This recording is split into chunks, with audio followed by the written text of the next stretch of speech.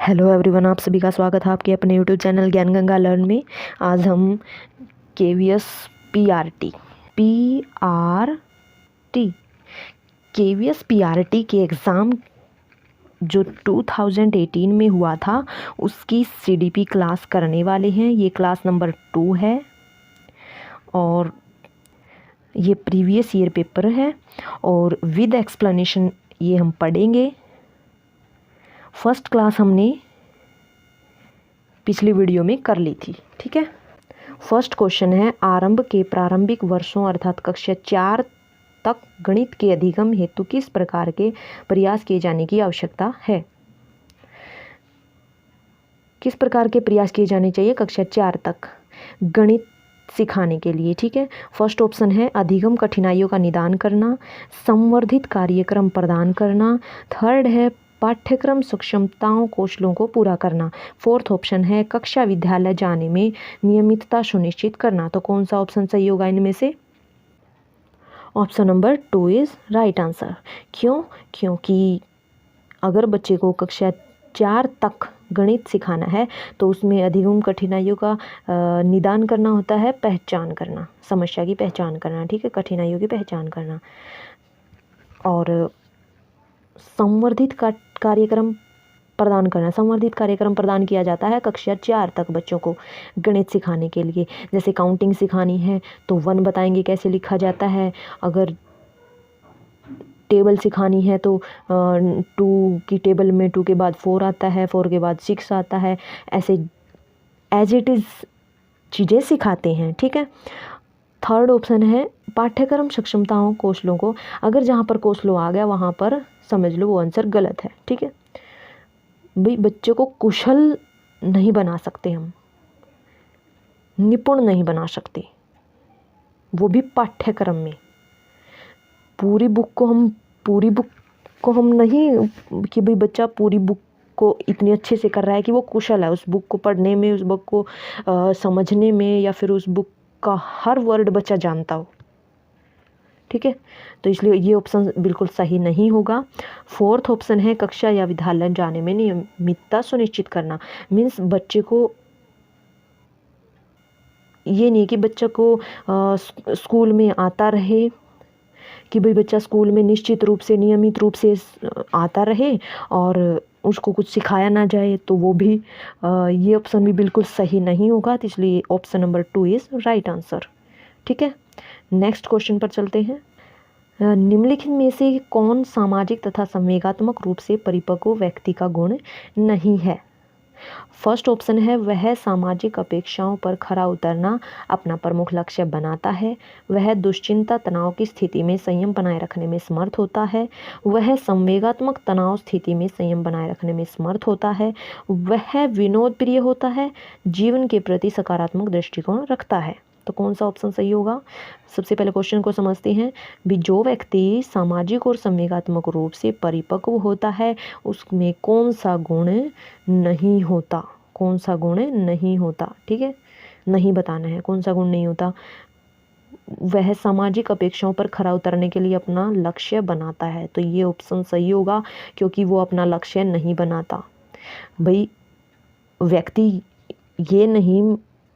ये लक्ष्य नहीं बनाता कि भाई वो सामाजिक और संवेगात्मक रूप से परिपक्वता का प्रदर्शन करेगा, ठीक है। वो पहले से ही लक्ष्य बना के नहीं बैठता है, नेचुरली उसके अंदर सामाजिक और संवेगात्मक रूप से परिपक्वता होती है, ठीक है। तो इसलिए option number first is right answer.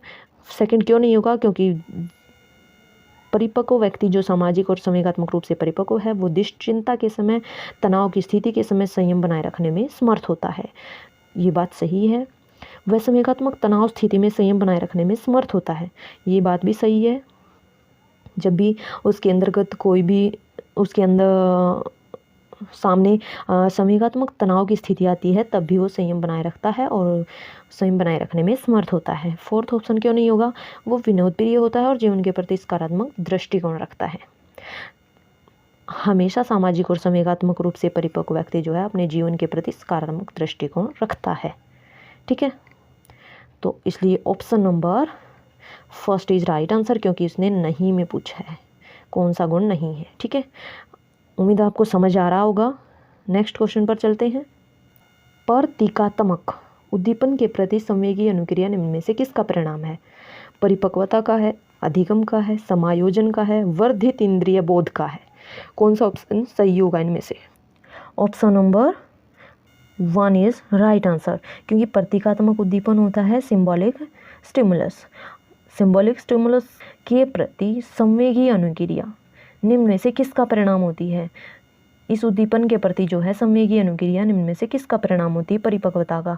अगर परिपक्व तभी सिंबॉलिक स्टिमुलस के प्रति वो अपने संवेगों को दर्शा पाएगा या संवेगात्मक अनुक्रिया कर पाएगा। ठीक है, तो इसलिए first option is right answer. Next question पर चलते हैं। व्यक्तिगत शिक्षा योजना means IEP, individual education policy, निम्न में से किस विचार पर आधारित नहीं है?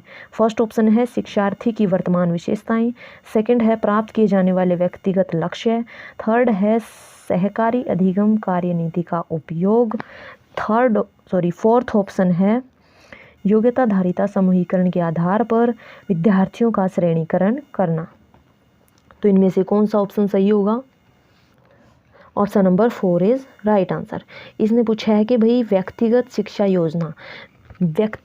योजना मीन्स इंडिविजुअल शिक्षा नीति या फिर इंडिविजुअल एजुकेशन पॉलिसी में कौन सा विचार शामिल नहीं है या फिर किस विचार पर आधारित नहीं है?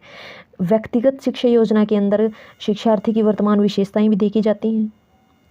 बच्चे की वर्तमान विशेषताएं क्या हैं, क्या गुण है बच्चे के अंदर और क्या कमियां हैं, कहाँ बच्चे को समस्या आ रही है। सेकंड है प्राप्त किए जाने वाले व्यक्तिगत लक्ष्य, बच्चे के व्यक्तिगत लक्ष्य क्या हैं या शिक्षार्थी के व्यक्तिगत लक्ष्य क्या हैं, उन पर भी ध्यान दिया जाता है व्यक्तिगत शिक्षा योजना में। सहकारी अधिगम कार्य नीति का उपयोग, सहकारी अधिगम होता है कोऑपरेटिव लर्निंग पर भी ध्यान दिया जाता है व्यक्तिगत शिक्षा योजना में। बट 4 जो दिया हुआ है यहाँ पर समूह के बारे में बात हो रही है यहाँ, और ये व्यक्तिगत के बारे में, इसलिए option number D is right answer, क्योंकि इन दोनों के विचार मैच नहीं हो रहे। ये व्यक्तिगत है और ये समूह के बारे में बात कर रहा है। योग्यताधारिता समूह के आधार पर विद्यार्थियों का श्रेणीकरण करता है, समूह के आधार पर बच्चों को श्रेणियों में बांटता है। ठीक है, तो इसलिए option number D is right answer. Next question पर चलते हैं। सामान्यीकृत विचार तथा विशेषताएं जो एक पुरुष तथा महिला में होनी चाहिए निम्न में से क्या है? सामान्य रूप से जो विशेषताएं हैं एक पुरुष और एक महिला के अंदर किस प्रकार की विशेषताएं और विचार होने चाहिए दोनों के अंदर? जेंडर भूमिका वाले होने चाहिए या फिर जेंडर समानता वाले? यहाँ पर असमानता आएगा भाई, ये गलत है, असमानता आएगा यहाँ पे, या फिर जेंडर रूप धारणा वाले, कौन से होंगे? Option number D is right answer, means gender रूप धारणा।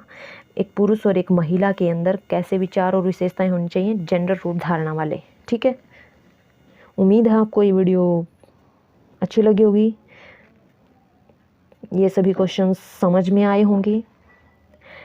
नेक्स्ट क्वेश्चंस हम नेक्स्ट वीडियो में करेंगे।